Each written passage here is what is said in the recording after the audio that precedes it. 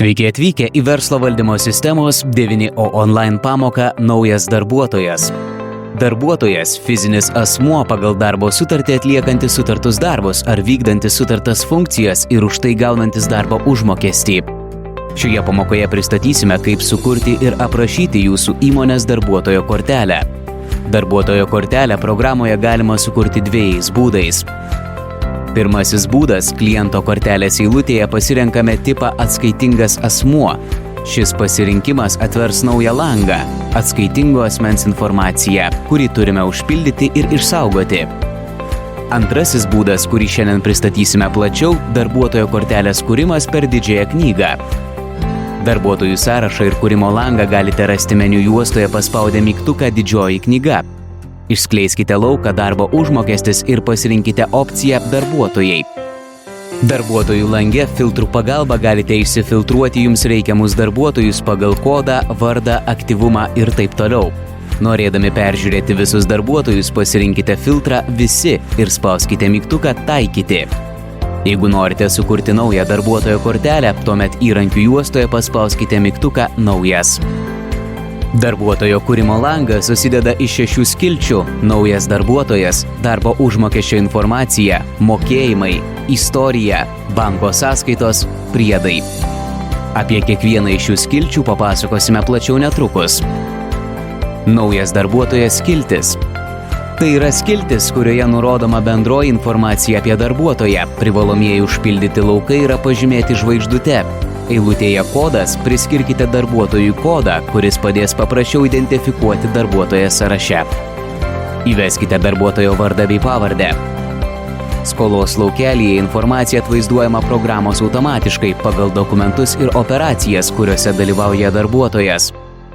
Pasirinkite pajamų rūšies kodą – A klasės išmokos, A klasės kitos išmokos arba B klasės išmokos.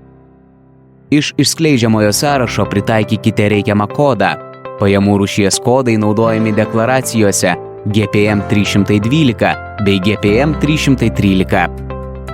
Pagal poreikį darbuotojui priskirkite grupę. Eilutėje aktyvumas būtinai uždėkite varnelę, norėdami aktyvuoti šią darbuotojo kortelę. Darbuotojo informacijos dalyje aprašykite visą kitą reikiamą informaciją apie darbuotoją. Nurodykite konkrečias pareigas, pasirinktinai nurodykite asmens kodą, SD kodą, paso numerį arba visus kartu. Eilutėje pradėjo dirbti, nurodykite konkrečią darbo pradžios datą. Eilutėje priėmimo priežastis, nurodykite priėmimo priežastį. Šios dvi eilutės yra svarbios pateikiant SD1 deklaraciją. Jeigu darbuotojas atleidžiamas, užpildome laukelius atleistas bei atleidimo priežastis. Šios dvi eilutės yra svarbios SD2 deklaracijos pateikimui. Pagal poreikį nurodykite darbuotojo gimimo datą. Profesijos klasifikatoriaus eilutėje įveskite tikslų profesijos klasifikatorių. Profesijų klasifikatorius galite parinkti pagal profesijų-klasifikatorius.lt pateikiamą informaciją. Kontaktai skiltyje įvedame darbuotojo kontaktinius duomenis. Užpildome tik tas eilutes, kurios jums yra reikalingos, norint korektiškai vesti apskaitą. Skiltyje Kiti galite įvesti papildomus komentarus apie darbuotoją. Darbo užmokestis skiltis.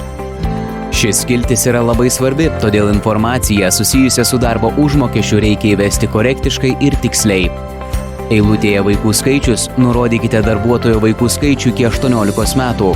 Eilutėje darbdavio įmokos sodrai tarifas iš išskleidžiamojo sąrašo pasirinkite reikiamą tarifą. Šiuos tarifus reglamentuoja ir nustato sodra. Nuorodą į šių metų įmokų tarifų lentelę paliksime aprašyme. Jeigu darbuotojas kaupia papildomą pensiją, šioje eilutėje nurodykite tikslę papildomos pensijos kaupimo procentinę išraišką. Eilutėje darbingumo, specialiųjų poreikių, neįgalumo lygis iš išskleidžiamojo sąrašo pasirinkite darbuotojo darbingumo lygį. Tabelio numeris eilutėje galite priskirti tabelio numerį darbuotojo identifikavimui. Ligos pašalpos kompensacijos tarifo eilutėje nurodykite tarifą procentinę išraišką. Nuo 62,6 iki 100% gavėjo vidutinio darbo užmokesčio dydžio išmoką už 2 pirmąsias ligos dienas moka darbdavys.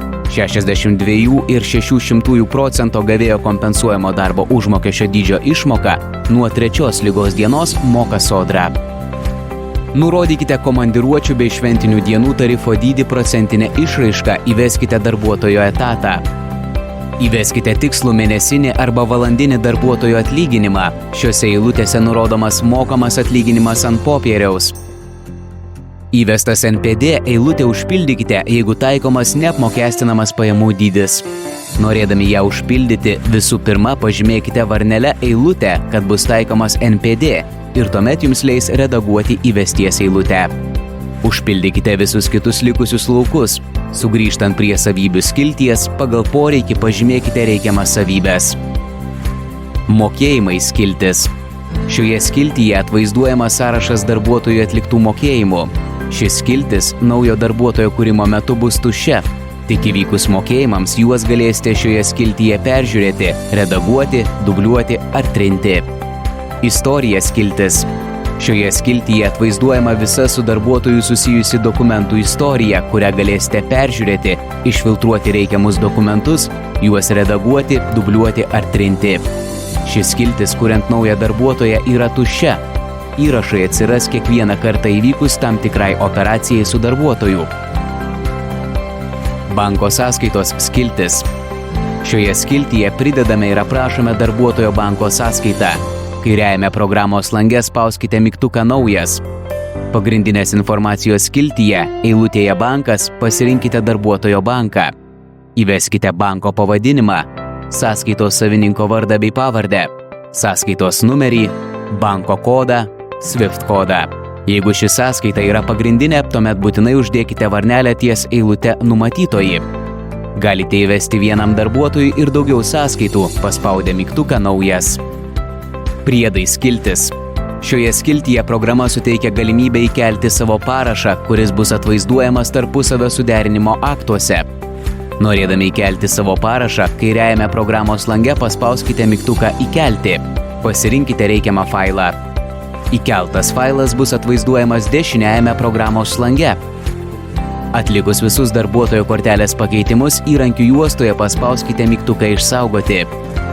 Norėdami sugrįžti į bendrąjį darbuotojų sąrašą, paspauskite mygtuką Uždaryti. Primename, kad kiekviename programos lange galite rasti pagalbos mygtuką, kuriame rasite informaciją apie kiekvieną programoje atliekamą operaciją. Šiam kartui tiek. Dėkojame už dėmesį ir iki susitikimo kitose vaizdo pamokose.